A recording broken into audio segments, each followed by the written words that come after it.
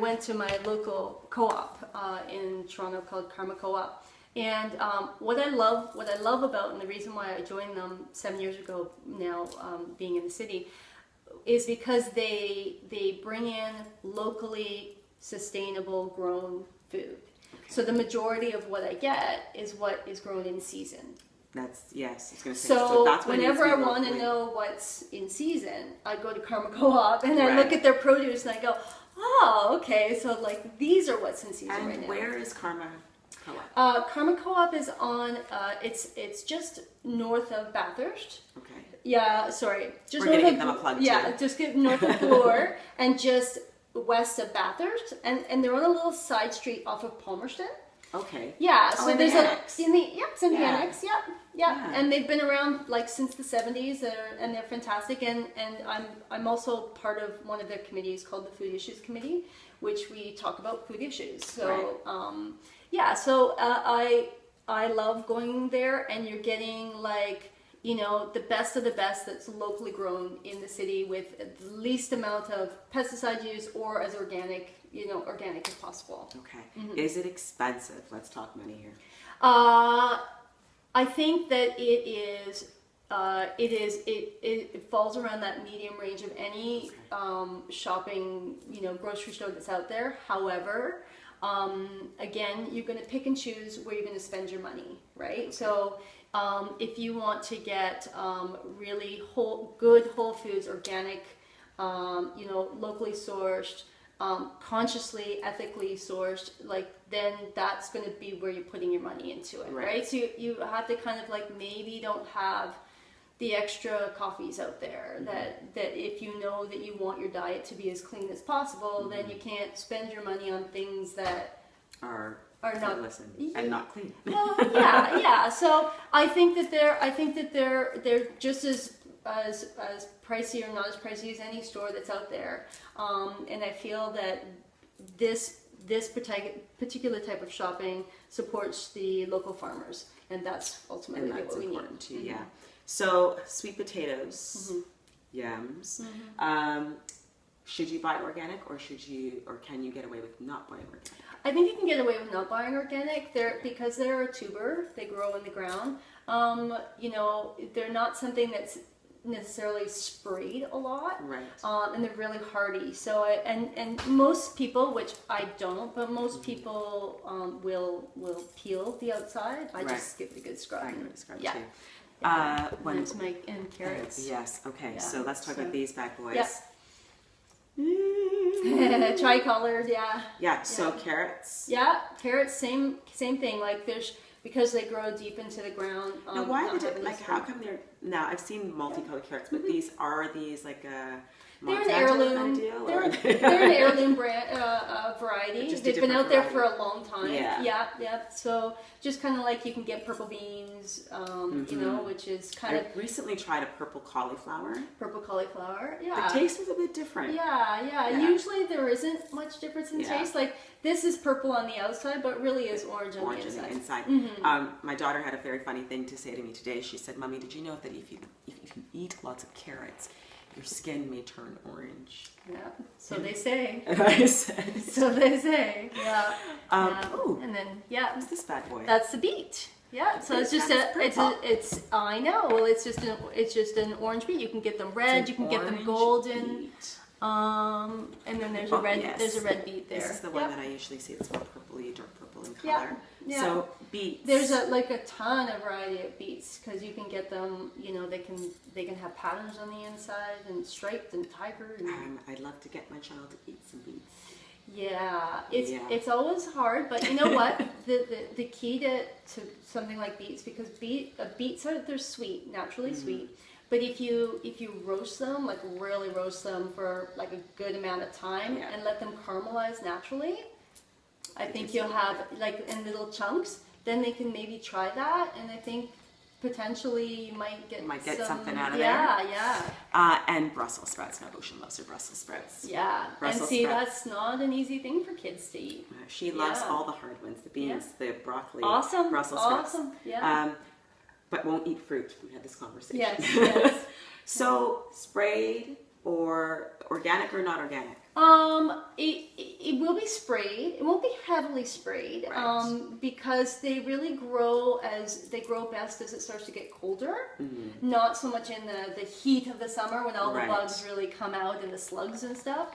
So, and because Brussels sprouts grow up on a stem, I feel like they're not going to have so much critters, munching on them down below. I think that you're okay buying them normal. Okay. Yeah. Now, we talked a little bit about the weather, since you brought up growing in the cold. Yeah. And why is it important to have some of these? And I forgot to bring out my favorite, the butternut Don't you love that little squash. But they come in actually lots of sizes. Yes. Organic or not organic. not it's organic. Fine. No. It's totally fine. Yeah, totally fine. So it's good to know about this, right? If you are thinking like, do I have to get all of my groceries in organic because I have a family of 6 and that's a very expensive grocery bill. So, but we were talking a little bit about the weather and how the weather affects what's happening on the outside and how a lot of people are getting sick right now. And you had a really interesting philosophy, and I just wanted you to share that too. Well, I'm going to give you kind of both perspectives. Okay. In Chinese medicine, the autumn time is connected to our lungs, okay, the energy of our lungs. And when we have poor lung qi, we often get sick. We have to get colds, and the lung and the nose, the nasal area, is all connected as well, right? So a lot of times, this time of year, we'll see more congestion, coughing, but you'll also see a lot of stuffy nose start to happen as well. So, and a little bit of runny nose is actually okay during this time of year because, our body's starting to prepare, our immune system's starting to prepare to fight the bacteria and the pathogens that are starting to kind of come out and be a little bit more rampant this time of year. So the best way to keep yourself, these are my go-tos. I always make sure at this time of year I have these, ginger and garlic. And in Chinese medicine again, white is what this time of year is representative of. So any white foods are more nourishing to the lungs, the most nourishing to the lungs. Okay. So when we eat garlic and ginger, onions being those three specifically, it's going to nourish our lung qi, but it's also going to nourish our immune system, hence our immune system. So if I feel like I'm getting a little bit down or a little bit run down, I'll steep a pot of water on the stove for 20 minutes, and I'll cut up chunks of this, and I'll put it in there, let it steep, and then I'll drink that over a couple of days, and usually... And you probably are so full of aroma. No, not really. Not really? No, because again, it cooks out, right? And I don't eat it. No, I just steep it in it, and then I strain it, and then I'll drink it. So garlic and ginger. You can throw onion in there. Sometimes it tastes like you're making a soup, because that's what it tastes like. Yeah. But kind of on the other side, on the western side of things, our lungs, the mucosal layers of our lungs and our nose, and the little hairs in there are also part of the first line of defense. Right? So, kind of the same thing. If our immune system is weak, then it's probably because the first line of our defense is not helping us, and then we're getting sick. So, Cindy, what would be the most important thing that we can do with our food in the fall? So I think just being aware of how the types of foods you're eating. So in the summer, it was great to eat all the raw vegetables and the raw salads. But as we start to prepare for the cold weather coming, that kind of food can be very cooling to the body and make you feel even colder. So it's kind of like innately we've already started to prepare stews and soups, kind of, just not thinking about it, because what our body is wanting is more of that warmth for the nutrition. And then the other thing is, exploring lots of the different vegetables that are available right now.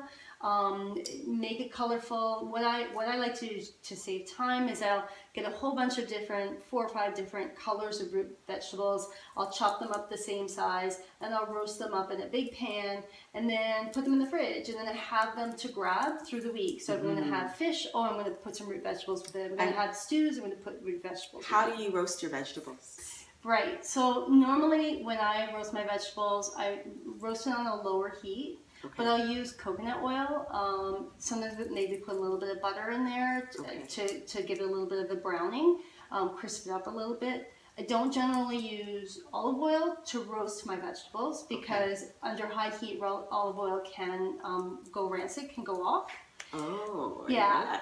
Yeah, so I like to roast it with an oil or fat that has a higher heat point to it. That's not going to harm the oil very much. And coconut oil and butter are definitely those two fats, and that can do that. The oils that can do it. Something I learned because I like to use olive oil, and I didn't realize. Or what you could do. Sometimes I dry roast my vegetables. So I'll dry roast them for a longer amount of time, and then I'll turn the oven off, and I'll bring them out, and I'll slather them with olive oil, salt, and pepper at that point, and I'll throw them into a warm oven, and just let it sit and kind of. So the general temperature for you when you roast a vegetable is? Probably 300, maybe 275, but I'll do it for quite a long time. Oh, okay. Yeah. Because all the recipes always say 400 degrees, you put it in the oven. Yeah, and fair enough, but but I don't you do it for a longer period of time. I do it for a long period. I let it cook for a longer period of time on a lower amount of heat, and then that's when I'll bring it out and drizzle it with olive oil at the very end. Right. So I know that I maintain the property of that olive oil, the goodness of it. Cool. Yeah. Excellent.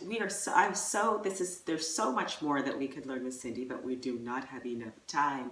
So what I am planning to do is bring Miss Cindy to Tab, and when I do, I will let you know. It will definitely be soon. So I really hope that you've enjoyed listening today to all of this amazing information about what you should do in the fall to help prepare your body for winter. And as soon as the information comes up for the workshop with Cindy, I will definitely let you know. In the meantime, if you're interested in finding out more information about Cindy, please email us at info@tabfitness.ca and we will get her information to you. Thanks so much for tuning in and have an amazing day. Eat well.